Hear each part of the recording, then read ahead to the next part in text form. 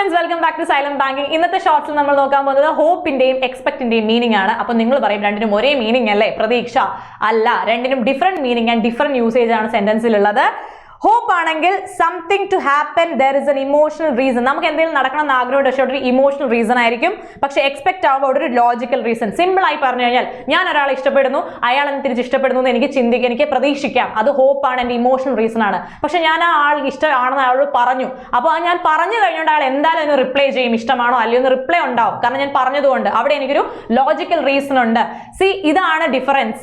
ഒരു ക്വസ്റ്റ്യൻ നോക്കാം. I hope we don't have any problem tomorrow. നാളെ പ്രോബ്ലം ഒന്നും ഉണ്ടാവില്ല എന്ന് നമുക്ക് ഹോപ്പ് ചെയ്യാൻ മാത്രമേ പറ്റുള്ളൂ. ചിലപ്പോൾ ഉണ്ടായിരുന്നിരിക്കാം. പക്ഷേ expectation, heavy rainfall tomorrow, we are expecting heavy rainfall tomorrow എന്ന് പറയുമ്പോൾ എന്താണ്? നാളെ മഴ പെയ്യാൻ, ഇന്നൊരു മഴമേഘമുണ്ട് ആകാശത്ത്, അല്ലെങ്കിൽ മഴ പെയ്യാൻ ചാൻസ് ഉണ്ട്, വെതർ ഫോർകാസ്റ്റ് കണ്ടു. So there will be expectation because there is an logical reason. So ഇനിയും ഇതുപോലത്തെ ഷോർട്സ്